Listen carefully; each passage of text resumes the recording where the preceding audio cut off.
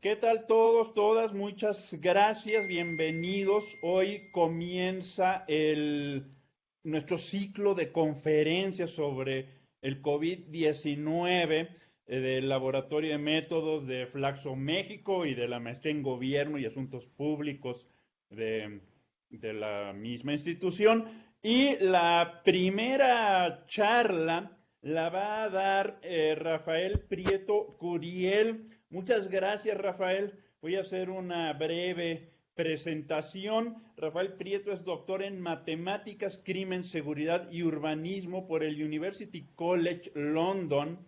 Es investigador postdoctoral en el Mathematical Institute de la Universidad de Oxford. Cuenta con diversas publicaciones en revistas especializadas. Se dedica a la divulgación de la ciencia y al uso de la evidencia en la discusión de los problemas públicos, enfoque que impulsa desde el sitio decimal.mx. Hoy nos va a presentar la charla, la conferencia, los datos, los modelos y las simulaciones de una pandemia. Sin más, Rafael, muchas gracias por estar aquí. Adelante. Rodrigo, ¿qué tal? Muchas gracias. Un saludo a ti y a toda la audiencia. Creo que ya les estoy compartiendo la pantalla correctamente. Y bueno, pues la verdad viene un ciclo de conferencias. Creo que van a estar súper interesantes porque mañana va a estar Sebastián Garrido con ustedes y el viernes Arturo Erdeli. Y bueno, cada quien pues tiene diferentes cosas que compartirles. A mí como matemático me toca platicarles un poco de datos y de los modelos. Entonces, sin más, un poco les platico por dónde vamos. Si vemos ahorita los datos de casos confirmados de coronavirus hasta el 10 de mayo, vemos que pues México ya empieza a estar en este top 10 de países con mayor número de casos confirmados. Por ejemplo, el 10 de mayo en México 1562, en Estados Unidos 14,000. Y esto pues no es tanto de llamar la atención. México es de los 10 países más poblados del mundo, entonces es natural esperar que tenga de las mayores tasas de casos confirmados. Y más cuando ya sea muy homogéneo la distribución de coronavirus en el mundo. Sin embargo, noten esa diferencia abismal que tenemos entre Estados Unidos, 14,000 casos en un día, y México, 1562. Y eso fue hace unos días, el 10 de mayo. Es más o menos una diferencia de 10 a 1. Por cada caso que confirmamos en México se están confirmando 10 en Estados Unidos. Y bueno, si les empalmo más o menos las dos curvitas de casos confirmados, seguramente han visto este tipo de curvas muy seguido. Vemos que pues hay dos factores relevantes. Uno, si empezamos desde el 15 de febrero, que por cierto es mi cumpleaños, los dos países se ven con cierto crecimiento. El de México se ve un poco más lento. Podríamos pensar que desfasado tal vez, es decir, que llegó más tarde el virus a México. Pero algo muy relevante es la forma. En Estados Unidos, más o menos a partir del principio de abril, llegaron a unos 30,000 casos por día y se han mantenido de 30,000 casos más o menos e incluso con cierta tendencia han llegado a casi 20,000. Ahora algo súper relevante es que ven aquí inclusive los ciclos semanales de los casos que se confirman en Estados Unidos. Quiere decir, en todos los países tenemos problemas o más que problemas, detalles con cómo estamos midiendo la epidemia. En México seguimos creciendo, hemos tenido en los últimos 10 días prácticamente 8 de ellos, el número récord de mayor casos confirmados y casi siempre ya estamos cruzando los 1500. Sin embargo, ¿qué pasa cuando a Estados Unidos, la curva de Estados Unidos, pongo encima la curva de los casos de México? Se ve completamente diferente, ¿están de acuerdo? O sea, México con esos números, porque apenas eran 1500 y Estados Unidos confirmando 15,000 o casi 20,000, el número de casos confirmados en México queda lejísimos de ser. Y bueno, uno podría pensar que hay diferencias, si es que en México estamos manteniendo la Susana distancia o algo por el estilo. Sin embargo, pues no, o sea, Susana distancia es mi heroína y todo lo que quieran, pero no es el factor que está haciendo esta diferencia. ¿Cuál es el factor? Por supuesto que es el modelo Sentinel. Ok, entonces, Para más o menos entender qué es el modelo Centinela, el gobierno intentó explicar que hay poquitas pruebas. La OCDE está preocupada y entonces dice, es que de los países de la OCDE, México es el que menos está haciendo pruebas. Y bueno, un poco el comentario que yo les haría a la audiencia en la Flaxo es que comparar con los países de la OCDE es una mala comparación, porque México no embona con los países de la OCDE en nada. Resultan ser los países más ricos, resultan ser los países más desarrollados, con el mayor tasa de población en zonas urbanas y por supuesto con un sistema hospitalario que puede hacer esta atención a la demanda. Entonces, casi siempre salen noticias como México es el país más algo de la OCDE. Y ese algo, escójanlo, no importa qué. O va a ser el de más tasa de embarazos, el de mayor embarazo adolescente, más pobreza, más desigualdad, más. La OCDE no nos sirve, ¿ok? No para comparar. Nos genera bases de datos bonitas, pero no es como debemos de comparar. ¿Contra qué sí nos debemos de comparar? Latinoamérica. Y resulta que si comparamos contra Latinoamérica, pues sí quedamos muy abajo. Ahora sí, en una zona donde sí nos podemos comparar y los países somos sumamente similares, México más o menos hasta el 1 de mayo había hecho 635 pruebas por cada millón de personas. Perú casi 20 veces más, había hecho 10.388 pruebas. Inclusive Uruguay o Panamá 10 veces más pruebas que México. Y si se fijan de los países grandes de Latinoamérica, México sí está sumamente abajo. Ok, ahora sí, esto no es comparar contra la OCDE, contra países con los que el contexto no nos da. Contra Latinoamérica sí, y sí es cierto que tenemos muy poquitas pruebas. ¿Eso cómo se ve? ¿Cuál es el impacto? Pues que más o menos, imagínense en esta gráfica, en el eje horizontal es el número de pruebas por cada millón de personas y en el eje vertical es el número de casos confirmados por cada millón de personas, entonces son comparables los puntos. Y lo que nos damos cuenta es que pues hay una relación estrecha. Claro, en los países en los que se mide más, se confirman más casos, y en los países en los que se mide menos, se confirman menos casos. ¿Ok?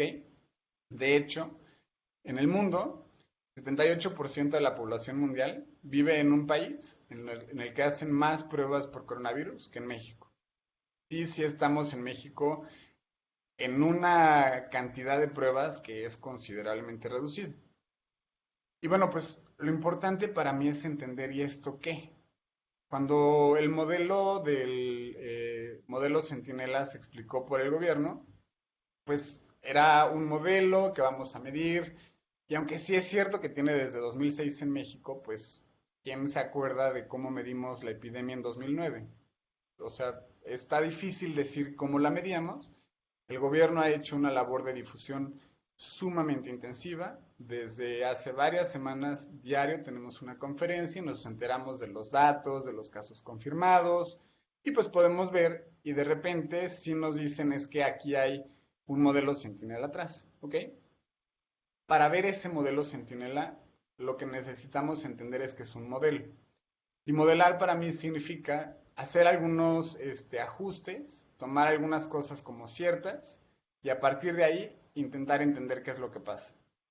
En cuanto a la epidemia, el modelo más frecuente que se utiliza es el modelo SIR, es susceptibles, infectados y recuperados, y lo que nos dice es, la gente que está saludable de repente se expone a personas infectadas y entonces las personas que están susceptibles pasan a ser infectados y los infectados se recuperan.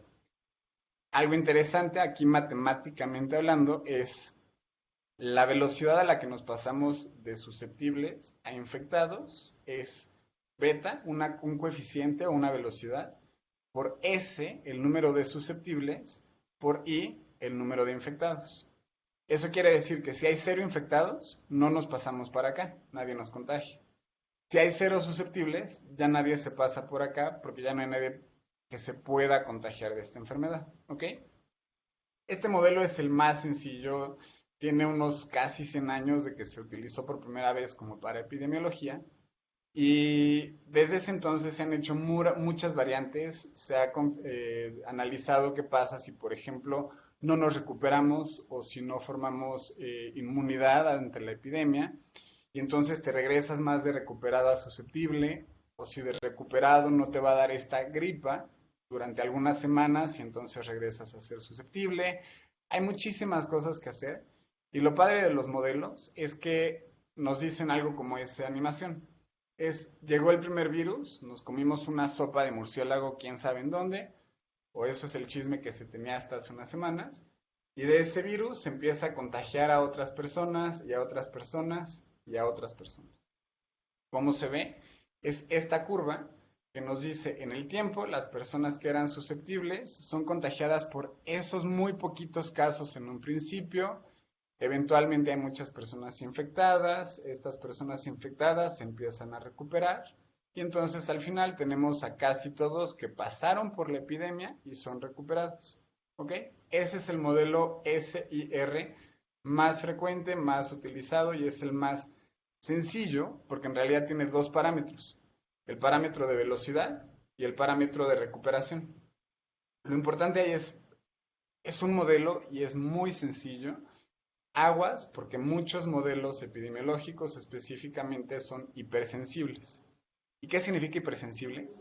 Que, por ejemplo, el gobierno de la Ciudad de México ha publicado un modelo de epidemiología que utilizan y ponen como coeficiente 10.2. ¿Qué pasa si en vez de 10.2 es 10.3? La situación cambia radicalmente y esa es hipersensibilidad.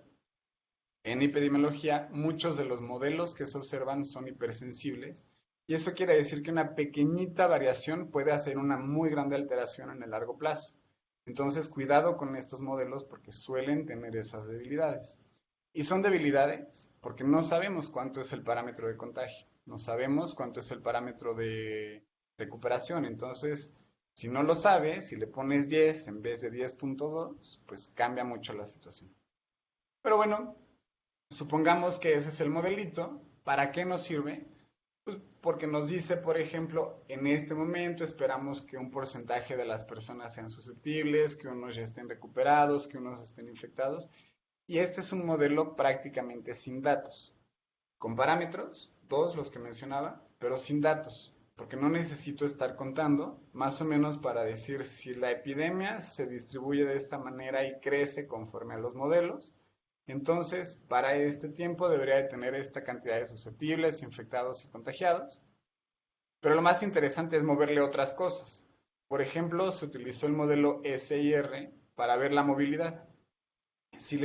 Al ratito que les comparta las diapositivas en el clic de abajo, van a poder jugar con la movilidad de las personas y ver si, por ejemplo, una persona se mueve mucho, como está en la pantalla a la izquierda, o si se mueve poquito, como está en la pantalla a la derecha, qué es lo que sucede con la enfermedad, y pues resulta algo así. Movernos mucho es un radio de movimiento de 20, que es lo que vemos en el lado izquierdo. Movernos poquito es un radio de movimiento de 1. Y ven aquí diferentes parámetros. ¿Qué pasa si nos movemos 5 y qué pasa si nos movemos 2? Pues ven que la tasa de contagiados o los infectados es altísima, pero mientras menos nos movemos, se vuelve menos alta. ¿Ok? Eso es el aplanar la curva. Ese es precisamente el concepto. Noten que en los 5 modelitos que están en la pantalla, el total de personas que se infectan al final de la historia es el mismo. ¿Ok?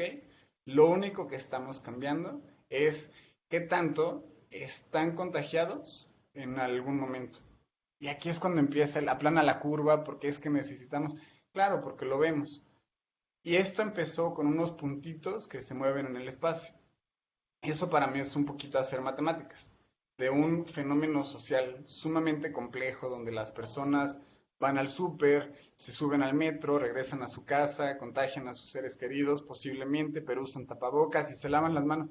Con todo eso, hago una abstracción lo más sencillo posible, que son esos puntitos que se mueven en las cuadrículas, y veo si se mueven poquito o si se mueven mucho, y detecto mediante esos cambios de parámetros qué pasaría con nuestra sociedad. Pues claro, la cuarentena es necesaria, pues porque ya sé que voy a aplanar la curva así, ¿no? Y no es tener un modelo especial para la sociedad ni que podamos decirlo todo. Al contrario, aquí hay solo un parámetro más, es qué tanto se mueven las personas. Ok, ahora sobre el caso de México, modelemos al Centinela. ¿Y por qué al Centinela? Pues porque eso es lo que más nos ha preocupado. Llevamos unas 7 u 8 semanas en los que en las primeras planas de todos los días hablamos del número de casos confirmados de coronavirus en México. Se hace un reporte diario del número de casos confirmados. Y ahora lo que yo hice fue, bueno, supongamos que queremos modelar al Centinela y entonces tomemos como base este modelo. Supongamos que nos vamos a contagiar con un SIR, susceptibles, 1 millón de personas, y esto lo podemos escalar. Ahorita hay 1 millón, pero podrían ser 130 millones, o infectados o recuperados. Y aquí en el eje horizontal son días, ¿ok? Más o menos después de 200 días, todos estaríamos ya recuperados después de haber sido infectados. Un pequeñito porcentaje de la población no es necesario que se infecte y son los que se quedan siempre como susceptibles. Y eso depende un poquito de los parámetros de la enfermedad o del virus. Pero más que medir ahorita los parámetros del virus, yo lo que quiero medir es al centinela. Es decir, qué me va a decir el gobierno de ahora en adelante, ¿no? Entonces, ¿qué pasa con las pruebas? Tú acudes a un centro de salud o a un laboratorio, te hacen una prueba y te dicen si sí tienes o no coronavirus. Y conforme a eso lo reportamos al día siguiente en la conferencia de las 7. O al menos esa es la forma más sencilla, ¿eh? Es lo mismo que los puntitos moviéndose en el espacio. Hay muchos detallitos por ahí, que es que se reportaron los casos de hace 5 días. Estoy casi seguro de que mañana Sebastián les va a platicar sobre las muertes retrasadas, porque ya verán los datos que él le presente sobre las muertes. Pero bueno, en el modelo más sencillo, así una abstracción es, voy, me hacen prueba y si sí, aparezco al día siguiente.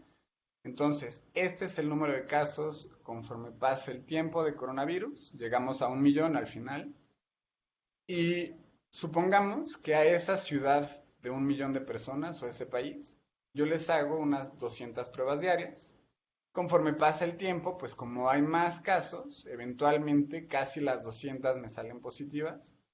O una muestra de las 200. No cambiaría mucho, nada más significa bajar la línea que está en el centro, la capacidad. ¿Ok? Noten aquí algo sumamente crítico, es que estos días de pandemia son siempre los mismos. Entonces, cuando estamos por aquí, por el centro de la pantalla, la pandemia apenas empieza, pero en el número de casos confirmados, el número de casos empieza a reflejar pues, que casi todas las pruebas que se están haciendo ya salen positivas. ¿Ok? En este ejemplito, las mismas 200 empiezan a salir prácticamente diario como casos positivos. En México, esta curva, que es conforme pasan los días desde el febrero 15, que fue mi cumpleaños, hasta el día de hoy, el número de casos que se van confirmando diarios es esta precisamente, ¿ok? Y eventualmente, pues si México está haciendo 4,000 pruebas diarias, el mayor número que vamos a observar es 4,000. Y entonces se tiene que aplanar la curva al final. Pero no reflejo de su sana distancia, ¿eh? No reflejo de que hemos mantenido, no reflejo de la cuarentena, sino reflejo de que solo hacemos 4,000 pruebas. ¿Qué pasa con el número de casos acumulados? Pues que nada más es sumar desde el día cero hasta el día en el que estamos reportando.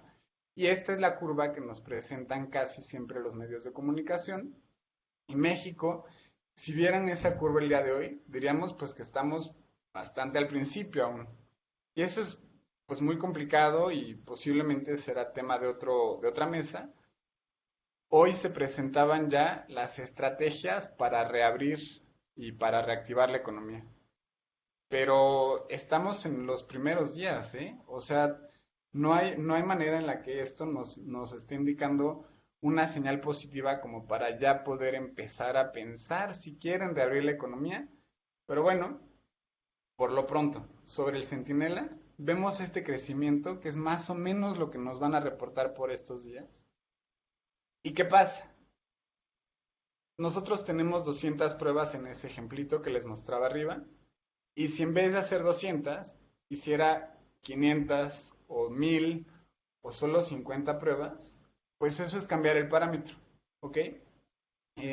Una de las muy grandes sugerencias que yo les tengo En especial, yo sé que es un poquito intimidante a veces la idea de simular o tomar una epidemia y entonces, ¿dónde estoy haciendo estas simulaciones? Honestamente, esto lo hace Excel. Esta es una gráfica que se puede hacer en Excel porque simplemente es arrastrar la fórmula de los susceptibles, infectados y recuperados y tomar de cada día una muestra de cuántos saldrían positivos. Ese es una instrucción que es una binomial sobre el número de casos positivos. Y entonces estas simulaciones se podrían hacer en Excel. Y podrías, además, cambiar el parámetro de cuántas pruebas hacemos. Ahora, si cambiamos el parámetro, que a mí es lo que me importa, México tienes que hacer más pruebas, hasta la OCDE ya te está presionando a que hagas más pruebas. Bueno, ¿y qué pasaría si hiciéramos más? La capacidad, si la subo de los 200 con los que empezamos a 500 o a 1000, eventualmente la curvita se va a ver idéntica. No va a cambiar. Incluso si multiplicamos por 5 la capacidad de los laboratorios, no va a cambiar.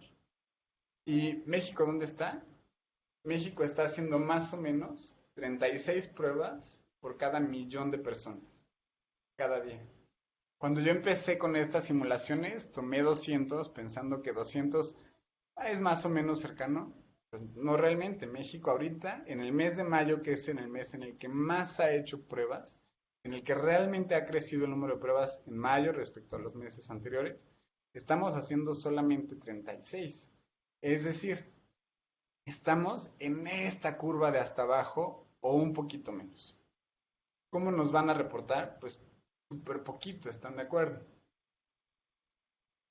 En esta gráfica es en el eje horizontal el tiempo, al igual que en todas las demás, y en el eje vertical, ¿qué porcentaje de las personas que tienen el virus nos enteraremos? Pues resulta que si hiciera yo muchas pruebas, en los primeros días hasta el 80% de la enfermedad la conocería.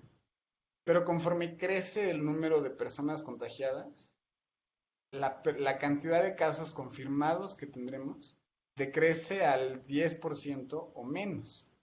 Y con las 36 pruebas que está haciendo México ahorita por cada millón de habitantes, hacia el final de la epidemia conoceremos más o menos 1% de los casos. De hecho, poquito menos de 1% de los casos.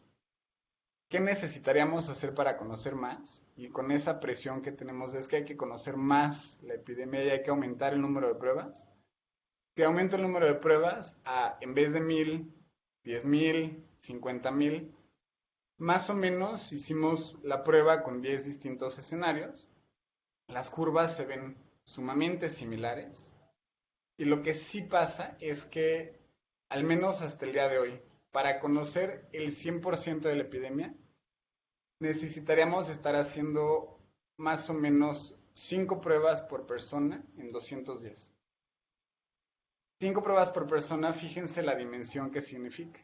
Que te están testeando a ti individualmente cada 40 días más o menos. Y si lográramos hacer eso, vale, el 100% de la epidemia lo vamos a conocer hacia el final. Si hacemos una prueba por persona en 200 días, es decir, si México lograra hacer en total 130 millones de pruebas, hacia el final de la epidemia vamos a conocer más o menos el 10%. Con los números actuales de México, mayo, que es el mes en el que más hemos hecho pruebas, hacia el final de la epidemia, en cerca de 200 días, México habrá hecho 0.007 pruebas por persona en estos 200. Es decir, efectivamente nos vamos a quedar lejísimos. Vamos a conocer a prácticamente nada de los casos confirmados. ¿Ok? Y ese es el factor del modelo Sentinel. Ahora bien, es muy difícil, no conoceremos. A nivel individual, la probabilidad de que a ti te toque que te hagan la prueba de COVID-19 es muy baja y será igual de baja. Estamos ahorita haciendo 4,600 pruebas por día y somos 128 millones de mexicanos. La probabilidad de que me toque a mí individualmente es muy cercana a cero. Pero bueno, yo honestamente creo que es un mal necesario. Le llamo mal Porque uno, vieron en esos ciclos de Estados Unidos que allá también hay unas técnicas de muestreo y que no es algo que emerge de la sociedad. Esos ciclos de contagio no suceden, sino más bien es lo que pasa en sus laboratorios, que hay el fin de semana, que el domingo la persona descansa, entonces el lunes suele haber más casos porque refleja que el domingo muestramos menos y esos factores generan estos pequeños ciclos en Estados Unidos. En México, y el dato que siempre pongo es las pruebas que sí haremos de aquí a septiembre, más o menos representa media línea de Metrobús construida. Ese es el costo de las pruebas que sí haremos. Y eso es muy poquitito. 0.007 personas por cada, en los siguientes 200 días serán muestrados. Entonces, bueno, es un mal necesario, pero tampoco nos refleja muy poquita información. ¿Por qué? Porque como dice Hugo López Gatell, y aquí sí coincido con él intensamente, tenemos esta curva y a mí lo que me gustaría saber es no a nivel individual, no es saber si yo tengo el virus, es sino pensar en un país con recursos honestamente escasos y optimizarlos. Esta media línea de Metrobús que nos van a costar las pruebas que sí haremos, pues si quieres duplico el número de pruebas, pero entonces es una línea de Metrobús de costo. Y duplicarlo, como les mostraba hace rato, ni siquiera tendría un impacto radical. Tenemos que multiplicarlo como por 20. Entonces, hacer más pruebas ahora nos cuesta lo mismo que una línea de metro. Y pues, o sea, hay que compensar, ¿no? Y fíjense lo interesante. Yo, esta curva de personas infectadas, la puedo prácticamente replicar con las 200 pruebas, es decir, haciendo un número chiquitito de pruebas cada día y pensar que es un muestreo aleatorio. Es decir, tomo yo personas en la calle, les aplico la prueba, aunque no es como se está haciendo el día de hoy, ni mucho menos. Simplemente con este ejercicio lo que les quiero demostrar es que si yo hago un muestreo aleatorio de las personas en las calles, yo lograría replicar prácticamente a la perfección la curva del número de casos infectados, que es la morada que está arriba, mediante hacer un muestreo aleatorio con solo 200 pruebas. Pues claro, porque es como una encuesta presidencial en la que le pregunto a las personas por quién piensas votar y con poquitas encuestas yo puedo reflejar toda la población. Pues algo similar es el modelo Sentinel. Hacemos poquitas pruebas y con ellas tenemos que pensar en el resultado de la población. Si les interesa continuar la discusión, con mucho gusto estoy en Twitter. Pueden encontrar las publicaciones que hemos hecho en www.decimal.mx. Y bueno, en Twitter creo que sería más sencillo. Si tienen preguntas individuales, con gusto y conforme el tiempo me dé, les estaré contestando. Pero bueno, ahora sí pasamos a las preguntas y etcétera. Rafael, muchísimas gracias. Es muy, bueno, muy interesante toda tu perspectiva en esto. Digamos, a ver, nada más para ponerlo en términos explícitos, si tuviera que sacar una recomendación de política pública de de tu exposición, pues esta sería tomar un muestreo aleatorio diario para hacer pruebas sobre esa muestra aleatoria. Digamos, esa sería en una palabra lo que se desprende de tu exposición. Ok. Sí, y mira, Ujú. perdona, yo creo que un factor muy relevante es que a nivel internacional hay una presión para hablar ya no del coronavirus, ya no del COVID, sino de la reapertura. Entonces Estados Unidos empieza a presionar a México, Rusia, España, Italia, y entonces en México nos sentimos como que ya es momento de hablar de reapertura. Así como cuando en febrero se hablaba de cuarentena y México no había llegado a la cuarentena, había presión porque hay que cuarentenarnos. Ahorita que se habla de reapertura, hay presión para reabrir. Solo que si vieron los datos que se presentan hoy sobre qué municipios se podrían reabrir, cuáles son los municipios de la esperanza, que es un nombre Ujú. muy lindo que le hemos puesto a los municipios en México. Pues son municipios en los cuales prácticamente ni siquiera se ha muestreado. No tenemos casos confirmados porque no tenemos casos, no tenemos pruebas. Entonces, a mí hay partes de la estrategia del modelo Centinela que me parecen muy positivas, que es hacer de los escasos recursos lo mejor posible.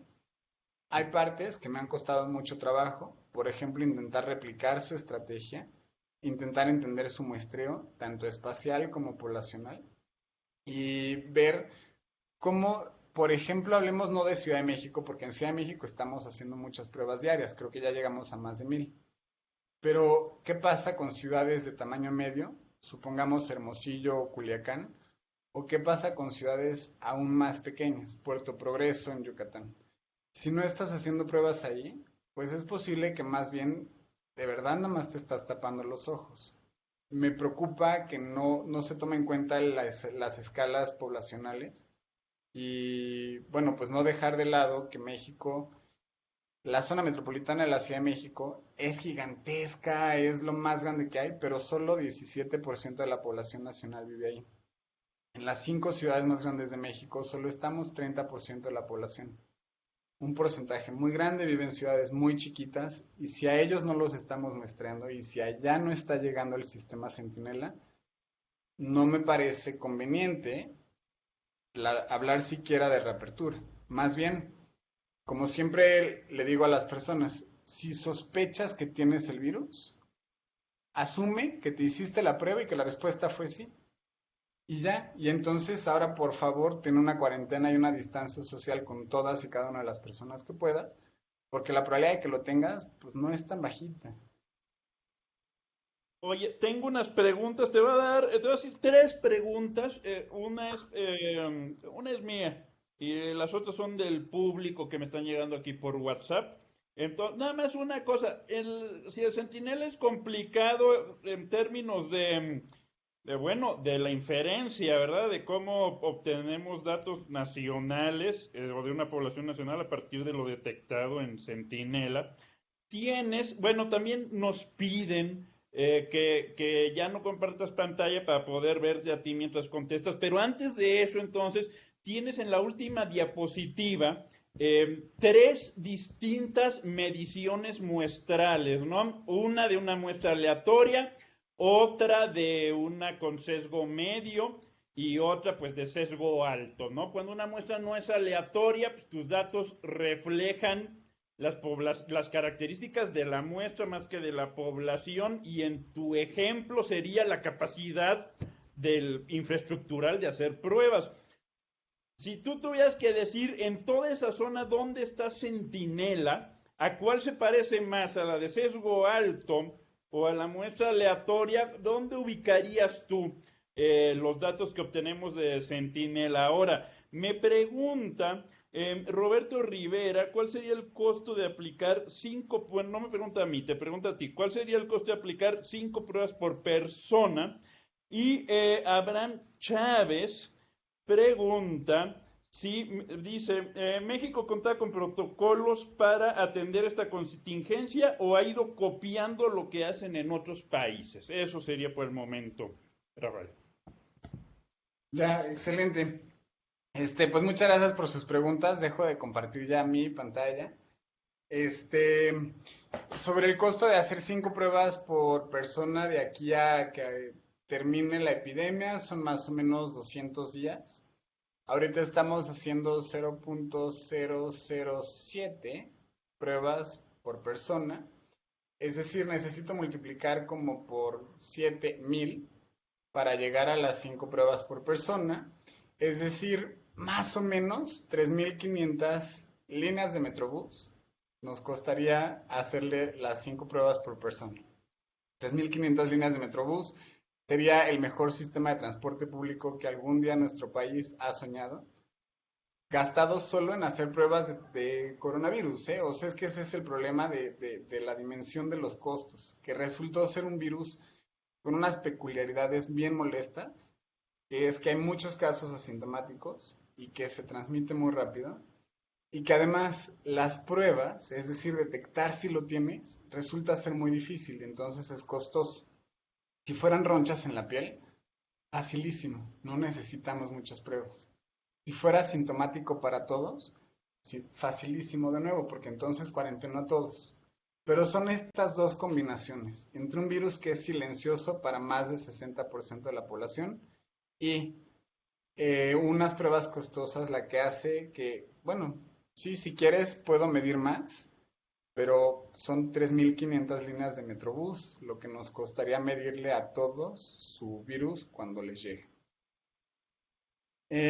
Sobre el sesgo del modelo Centinela, mira, lo que yo defiendo más que un muestreo aleatorio en sí, es que Hugo López Gatell ha compartido más o menos, y honestamente en esta parte sí tengo una queja, digamos, respecto al trabajo de la Secretaría de Salud.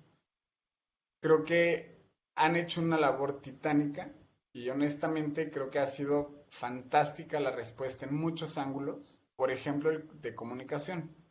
Diario tenemos una conferencia y diario hay una, digamos, conversación casi directa con Hugo López Gatell.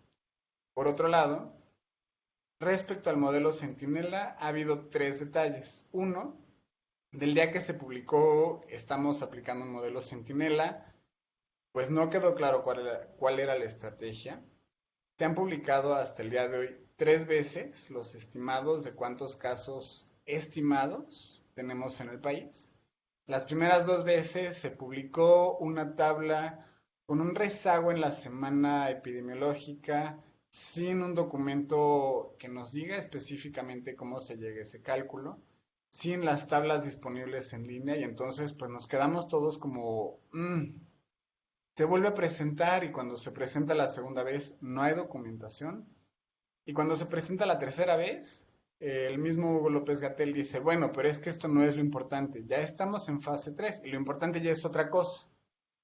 Es que, más o menos, tú no decides que sí es importante y que no. Deciden también los medios de comunicación, decidimos las y los lectores y decidimos entre todos qué nos está preocupando. Entonces, si en la portada del Reforma, perdón, si en la portada del Reforma hasta arriba está el número de casos confirmados de coronavirus y tú nunca pusiste en esa agenda que el número estimado es este, entonces, pues sí, claro, no es importante, pero porque tú no pusiste ese tema en la agenda. Ahora, intentarlo quitar y decirle a las personas, es que esto no es importante, pues a mí se me hace complicado, ¿no? No, nadie domina la agenda pública de esa manera, ni tiene la manera tan puntual de decir que sí es importante y que no. Es difícil. Y finalmente, sobre el modelo Centinela, sí se aplica en prácticamente todos los países de una u otra manera. Es muy difícil comparar entre países. Por ejemplo, cuando estaba realizando esta presentación, perdón, intentando leer los lineamientos de Colombia, porque, bueno, de hecho vivo en Colombia, entonces les hago un saludo desde Medellín. Leer los lineamientos de Colombia es una labor de 3 horas, entender cómo se realizan las pruebas en uno de los departamentos. Hay 32, igual que en México. A entender cómo se realizan las pruebas en Perú. Cómo los laboratorios, qué capacidad tienes, cómo es que se mide, y es que es Perú, pero es Colombia y Chile y Argentina y México y Brasil y Guatemala y se vuelve una labor titánica. Yo creo que a las personas que estamos haciendo investigación, COVID-19 nos va a poner muchísimas áreas de investigación y abre muchas preguntas porque ahorita está pasando en tiempo real y entonces clavarte con los métodos de cada país es casi imposible, pero en el mediano y largo plazo sí podremos voltear a ver para atrás y decir, mira, la estrategia de Perú, medir en las zonas urbanas más pobladas funcionó mejor, o la estrategia de Guatemala de un muestreo aleatorio funcionó mejor, o, o, ¿no? En México, por lo pronto, nuestro muestreo no es aleatorio, de hecho es lejano a ser aleatorio.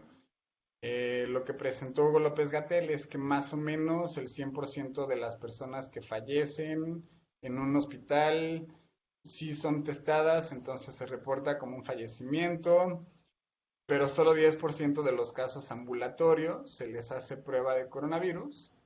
Sí, solo sí, y aquí está el detalle, siempre las letras chiquitas, 10% de los casos ambulatorios se les hace prueba de coronavirus. Sí, solo sí, pudiste ser atendido como caso ambulatorio.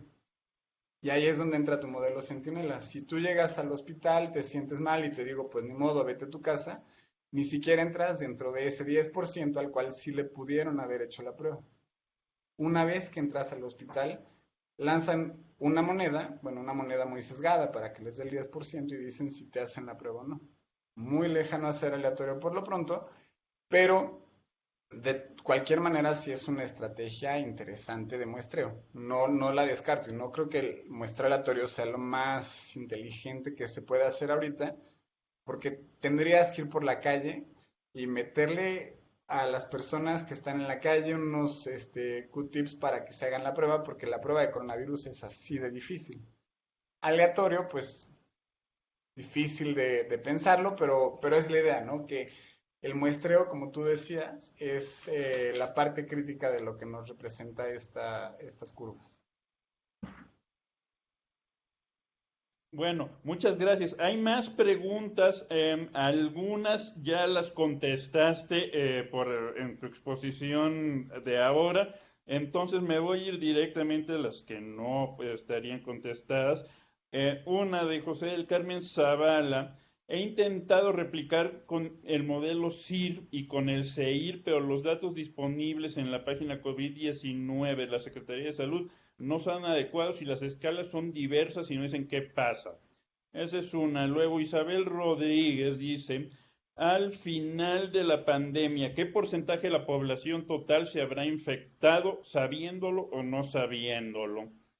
Rosa Romero, ¿podría describir la importancia de conocer la realidad de una epidemia a través de un mayor número de pruebas y qué tan recomendable es una apertura con poca movilidad? Bueno, hay otras, pero vamos de tres en tres para también no saturar.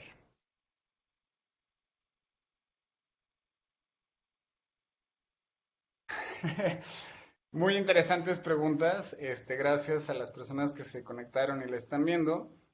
Isabel nos pregunta qué porcentaje de personas hay infectadas o estarán infectadas en largo plazo.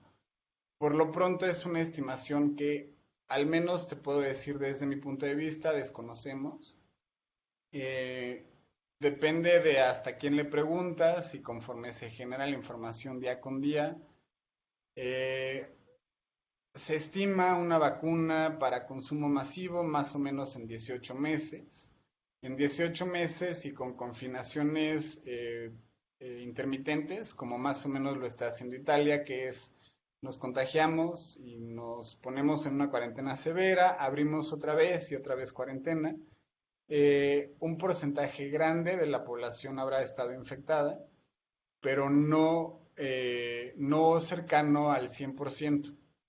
Nos quedaremos todavía por debajo en el caso de confinamientos intermitentes más vacuna en 18 meses. Pero es que eso fue asumiendo que hay vacuna en 18 meses. No sabemos, honestamente. Creo que, pues, esperamos que sí, y espero además que sea más rápido que eso para consumo masivo, o al menos para las y los doctores que están en los hospitales, porque son primera línea de defensa, pero no lo sabemos, y eso nos plantea un reto súper complicado. Segundo es si las intermitencias funcionan. En Italia estamos haciendo la primera prueba, digamos, en el mundo occidental para levantar una cuarentena y ver cómo funciona. Esta primera prueba, honestamente, pues lleva 3 días. Entonces, no sabemos qué tan bien va a funcionar. Yo tengo muchísima expectativa en que le funcione a Italia para que nos funcione a los demás y podamos decir, eso sí podemos hacer durante los siguientes meses. Pero si en Italia, en unas semanas, vemos otra vez un crecimiento y otra vez una cuarentena total, pues entonces no funcionó esa intermitencia. Y pues Italia y España son estos dos primeros países que nos pondrán el reto de ver si funciona una sociedad en el mundo occidental mediante cuarentenas en intermitencia. Luego Rosa Romero hizo una pregunta muy interesante que es la importancia de hacer más pruebas y si es recomendable una reapertura con poca movilidad. Qué compleja pregunta, Rosa. Muchas gracias por preguntar, pero qué difícil tocar ese tema. Este, no, no creo tener las herramientas suficientes para entenderlo en el caso mexicano, porque no creo tenerlas para entenderlo en el caso italiano, como decía. Eh, ¿Cómo podría decirte hoy si es recomendable una reapertura con movilidad como en Italia si no sabemos cómo les va a funcionar? Eh, Además, todavía Italia y México, aunque los dos pertenecen al mundo occidental, honestamente las condiciones son dos, al menos, muy diferentes. No solo la población que le escalamos, sino uno, mucho más rico Italia, en especial en el norte, que es donde pegó, entonces mayor capacidad de reaccionar. Pero número dos, un país muchísimo más viejo. Entonces, pega diferente porque le pega a poblaciones sumamente diferentes. La pirámide poblacional italiana es mucho más envejecida. Eh, Me gustaría pensar que sí es posible una reapertura mediante intermitencias en las cuarentenas. No lo sé. Creo que el, el coronavirus nos pone un paradigma completamente nuevo, donde estamos esperando el regreso, digamos. Y ese regreso para muchos representa 2019. Es decir, va a llegar un momento en el cual voy a poder hacer lo que yo hacía en 2019 y punto. Y pues yo no soy vidente, no puedo yo ver el futuro, pero no creo que eso suceda jamás. El cambio es tan profundo desde la crisis financiera que llegó, los 20 millones de empleos que se perdieron en Estados Unidos, por ejemplo, o el fenómeno de distanciamiento social, o por ejemplo, transporte público. ¿Te vas a subir otra vez al metro? Sabiendo que, pues, con la cantidad de gente, pues vas a querer tal vez comprar un coche o trabajar desde casa o no vas a querer salir porque... Y todos estos pequeños cambios que han sucedido en menos de 100 días, según yo, nos llevan a un mundo completamente diferente, con oportunidades y retos. Por supuesto, partes positivas y partes negativas. Este, y pues, sin la capacidad de ser vidente, yo esperaría que algunas actividades prioritarias se reacomoden y que algunas actividades que se pueden realizar desde casa se hagan y toda la gran masa área gris que se quede en el centro entre actividades prioritarias y lo puedo realizar desde mi casa, ir haciendo pruebas conforme pase el tiempo, porque ni siquiera me parece que sea comparable que Italia abra en la ciudad de Milán el transporte público a que Ciudad de México abra el transporte público, porque ni siquiera se satura de manera similar, entonces no sé, creo que tendremos que ir haciendo pruebas nosotros mismos en nuestras ciudades y determinar todo eso que queda en el centro entre prioritario y lo puedo hacer desde casa, cómo realizarlo. Y bueno, finalmente para José del Carmen Zavala, pregunta sobre los parámetros del modelo SIR, SIR o SEIR. Ese es uno de los puntos que a mí me parece muy complejos. Los parámetros, como yo decía al principio, resulta que tenemos hipersensibilidad. Y entonces cuando dice, por ejemplo, el gobierno de la Ciudad de México en la página de la agencia, es que 1.2% de la población requiere hospitalización, 0.07% requiere intubación, por lo tanto la capacidad hospitalaria es buena. Esos dos parámetros, pues te los aventaste de nada, ¿no? ¿Y qué pasa si en vez de 10.2 es 10.3? Ya, no tenemos. Eso es hipersensible a los parámetros. Yo honestamente lo que siempre recomiendo es toma un parámetro que sea relativamente sensible o adecuado, o que la literatura te lo diga, porque es que 10.2, y ahora muévelo. A ver, juégale con 10.4, 15, 20, o bájale a 8, 4 y 2. Si cambia radicalmente lo que te dice el modelo, entonces este parámetro es crítico y hay que darle una pensada terrible y pensar escenarios y vete para atrás y para adelante. Si ese parámetro no cambia mucho, por ejemplo, en el caso del modelo SIR, la tasa de recuperación, si requieres 10 días de hospitalización u 11 días de hospitalización o 15, no hay un cambio radical en cuanto al largo plazo, hay un cambio en cuanto al boom hospitalario que se requiere. Ese cambio no es hipersensible al parámetro. Entonces, ese parámetro no es de los más críticos que tiene el modelo SIR. El que sí es la velocidad de contagio, por supuesto, y que, por ejemplo, se decía muy al principio, y posiblemente todavía se acuerdan de estos datos, cuando empezó el coronavirus, había quienes decían, es que esto es una gripa porque solo se muere el 0. No sé cuántos por ciento. Y ya vemos, conforme pasa el tiempo, que no es tan ligero, no es una gripa, la mortalidad, pues de hecho ha crecido bastante, la letalidad, que es los que mueren dentro de todos los que sí lo han tenido, no es tan bajita como lo pensamos, y eso en parte viene de que los parámetros se estimaban al principio con unos datos, y conforme pasa el tiempo, más datos nos dan más precisión sobre estos datos. Espero que tu modelo SEIR pues corra mejor. Si no, yo no he tenido muy buena respuesta porque les he escrito varias veces a los de Secretaría de Salud preguntándoles sobre los datos, si los pueden poner abiertos, si nos pueden publicar su información, si nos pueden por favor poner en vez de un PDF, un CSV, ya lo hacen en CSV finalmente, y si nos pueden, por ejemplo, ayudar a detectar estos parámetros, y por lo pronto no he tenido una respuesta muy frecuente, pero en Twitter la verdad es que sí llegan a contestar los chicos de Secretaría de Salud. Y está padre, es interesante tener estas conversaciones porque también te dice el reto en el que ellos están. Pues yo al final estoy sentado en mi escritorio programando y ellos están atendiendo una pandemia en México. Entonces no, o sea, sí los entiendo también, ¿no? Sí es mi comodidad contra el universo contra el que se están planteando, ¿no? Rafael, no quiero ser abusivo. Tienes 5 preguntas más. No sé si te las avientas y entonces cerramos. Y muchas gracias. Está desatando mucho interés tu plática. Entonces, Eduardo Cruz Mejía pregunta así. Bueno, no, te lo leo como está, no quiero tergiversar. En modelación matemática debe haber un modelo distinto para comparar los datos. ¿Qué modelo complementa al modelo Centinela o qué verificación tienen sus datos? Entonces, esa es una. Siguiente.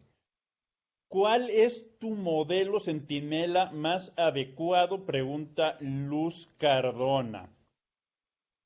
Eh, Otra, no tiene nombre, no sé si es una continuación de la siguiente, dice, ¿hay diferencia entre la nacional y municipal, estatal y ciudades capital, cierto? ¿Las pruebas tienen utilidad para diferenciar estas realidades? Otra pregunta de Julio Morales, ¿qué tan viable es regresar a clases próximamente? Una pregunta más, no tengo nombre, dice, ¿cómo ayuda el centinela mexicano para guiar la toma de decisiones que eviten que el sistema hospitalario no se colapse? Y por último, y con esto ya sería la última pregunta de la sesión de hoy, ¿por qué en México no se habla del R0 como sí sucede en Alemania, Singapur o Corea del Sur?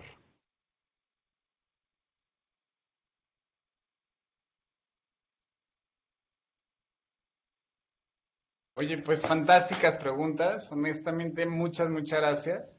Espero poder contestar algo de algunas o de todas.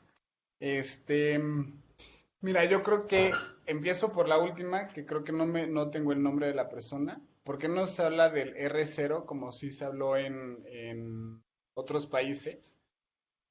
Em, Creo que la comunicación en México respecto a la epidemia ha sido interesante. Ves que se le manejan distintas eh, metodologías a diferentes audiencias y eso creo que ha sido positivo.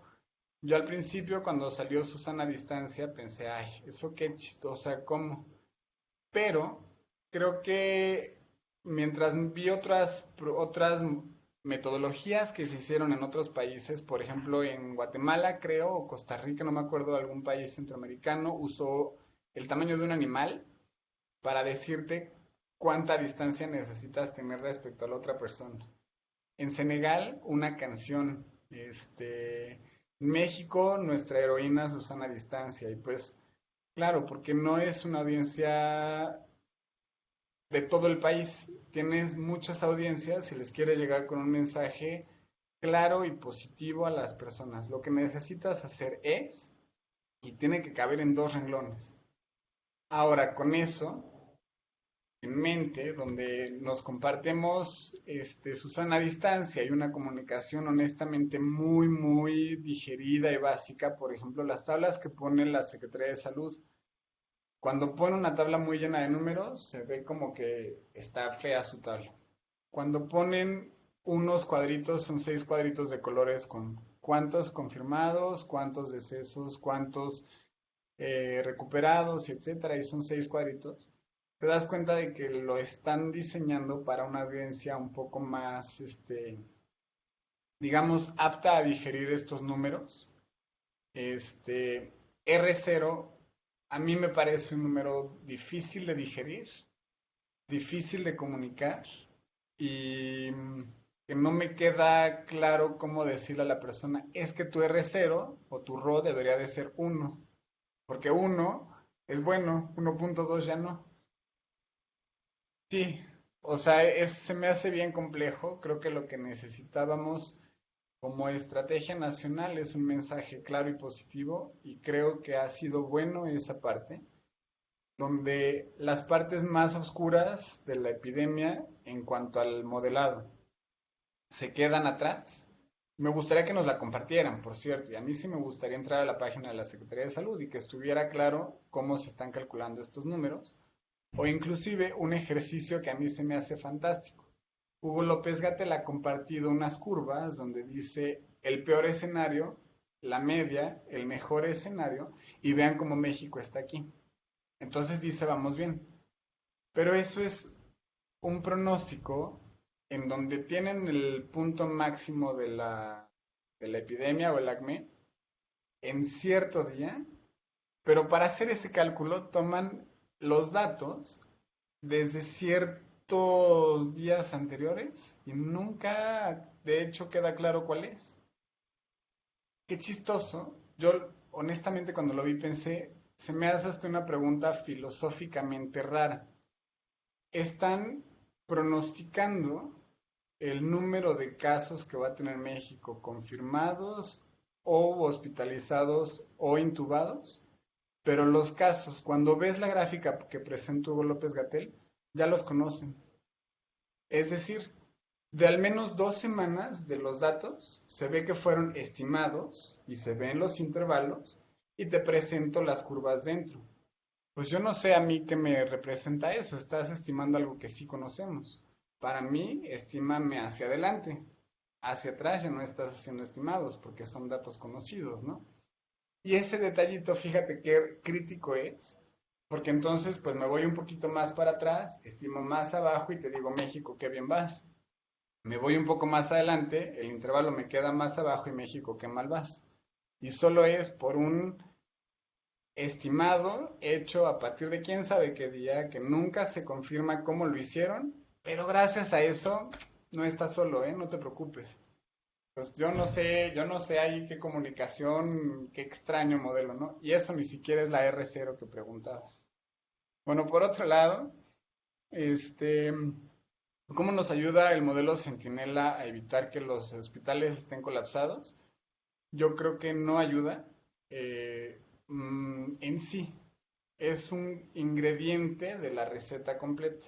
No es la medicina, sino es una de las partes más.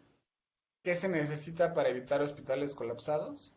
Dos cosas, o menos contagiados o más hospitales. En México estamos haciendo las dos.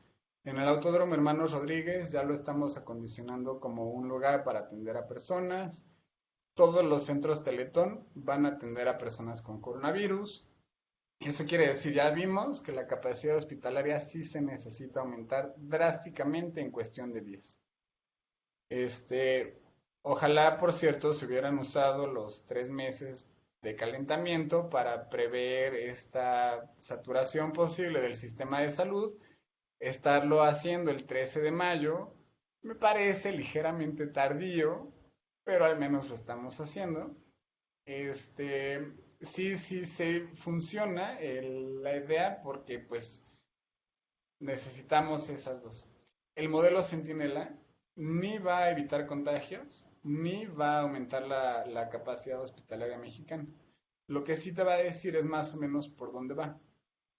Creo que si aplicara, por ejemplo, supongamos la Ciudad de México que la bloqueamos por un segundito y la cierro de contagios posibles externos, con la curva que veíamos en la presentación, si en unos 6 semanas o en 8 semanas veo mediante el modelo Centinela el número de casos confirmados o se mantiene o empieza a decrecer, entonces sí podemos plantear una reapertura de algunas actividades que no sean solo las prioritarias, pero que sí tengan actividades de apertura, ¿no? Entonces, por eso creo que el Centinela es una partecita, pero que no va a evitar la saturación hospitalaria de ninguna manera. Julio nos pregunta sobre el regreso a clases y esa pregunta, fíjense que se me hace de las más interesantes. ¿Qué sucede cuando los chicos y las chicas no pueden ir a clases? Pues que tienes que quedarte en casa como papá o como mamá a cuidar al chamaco. O llevarlo con la abuelita, el abuelito, el tío, la vecina. Alguna manera tienes que resolver en caso de que tú sí puedas trabajar. ¿Y eso qué pasa? Pues que si no hay escuelas, entonces necesitamos un sistema para que los niños estén y las mamás y los papás puedan acudir al trabajo. Mientras no regresamos a clases, sigues en ese manteniendo como un limbo a las personas. Es difícil porque el regreso a clases también representa niños que difícilmente van a mantener una sana distancia, niños que por más que le digas lávate las manos 20 veces, van a tocar, pues fuimos niños todos y todos nos acordamos de ese estar haciendo y préstame tu color y te comes y distraídos y tenemos que asumir que los niños no van a tener unas costumbres de higiene tan deseables como nos gustaría y entonces que los contagios en la población infantil van a ser altísimos.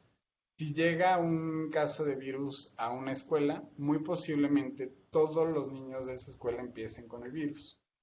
Pero eso no es lo preocupante, porque como bien decías, los niños no son la población más vulnerable, pero los niños regresan a casa y entonces van a contagiar eventualmente a todos los familiares y ese es el medio de transporte. Los niños en las escuelas podrían ser muy significativamente el medio en el que más se vehiculice la transmisión de la enfermedad, aunque ellos no lo sufran.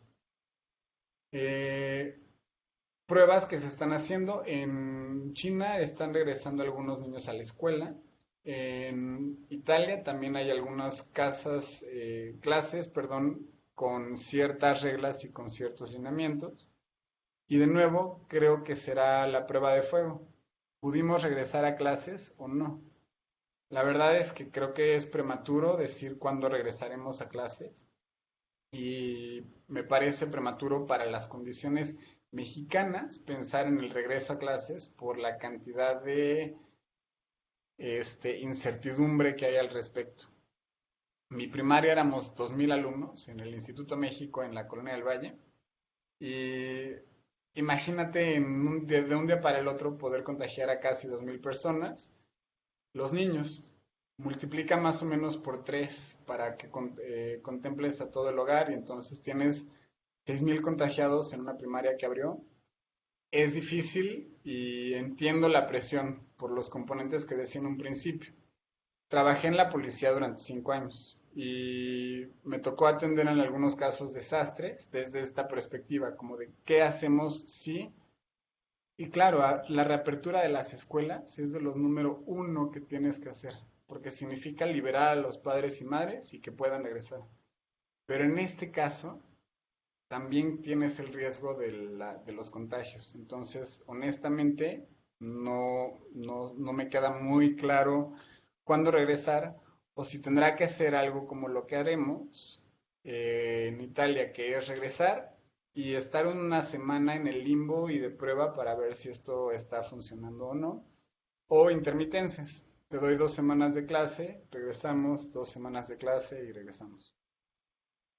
Em, Luz Cadena nos pregunta cuál es el modelo Centinela más adecuado y si las pruebas hacen una diferenciación entre estos resultados.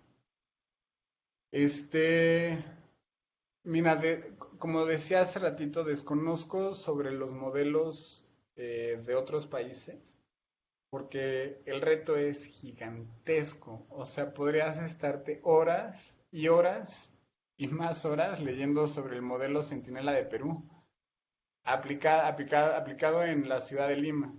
Y otras para Antioquia y aquí en Colombia, cuántos casos hay y más, y entender las partecitas y sus capacidades y los lineamientos. Eh, yo creo que hay dos condiciones. Uno, adaptarte a la capacidad de muestreo del país. Esa capacidad que no es muy fácil expandirla y que, como decíamos, podríamos gastar 3,500 líneas de Metrobús de aquí a septiembre si hiciéramos muchas pruebas. Pero si no, con esa cantidad de pruebas, ajustar a más o menos tener cierta representatividad por entidad y por municipio. Creo que nos quedamos cortos en México en cuanto a representatividad todavía, y eso es una parte difícil por lo pronto del modelo Centinela, pero no es tan fácil, en especial que pues no queda claro cómo se está muestreando en estos municipios. Hay municipios, creo que más de 1,000, según un dato que había ahorita en Twitter, pero se los confirmo más tarde, que más de 1,000 municipios de México, de los 2,500 que hay, que tienen en total menos de 10 pruebas por COVID desde que empezó la pandemia. Y pues la verdad es que con 10 pruebas no, no puedes decir prácticamente nada. Y finalmente Eduardo Cruz nos pregunta qué modelos se pueden utilizar para comparar o qué complementa al modelo Sentinel. Y yo creo que precisamente, también una pregunta bien interesante, lo que yo siempre digo es que en los casos en los que estamos nadando a oscuras, como este Centinela que es, hay súper poquitos casos, hay súper poquitas pruebas, ¿qué nos ayuda a corroborar? Yo digo que las matemáticas. Los modelos epidemiológicos funcionan bien, se han visto, se han utilizado por casi 100 años. Y el modelo te dice más o menos, esta es la tasa a la que se replicó el virus en otros países. No debería México de estar muy lejos de esas condiciones, no necesariamente muy cerca, pero yo no me creo eso de que somos la raza de oro y entonces aquí no se contagia o no. México se tiene que crecer a la misma velocidad, es uno más de los 250 países. Y entonces, si estos eran los casos confirmados de coronavirus en México hasta el, digamos, 30 de marzo o 30 de abril, pues proyectemos el crecimiento matemáticamente. Y entonces, el modelo matemático, el modelo epidemiológico que queda por atrás, es para mí la información que nos dice más o menos cómo deberíamos estar ahorita. Todo lo que nos queda diferencia es Susana distancia o modelo Sentinel. Todo lo que no estamos midiendo o todo el impacto de habernos quedado en cuarentena.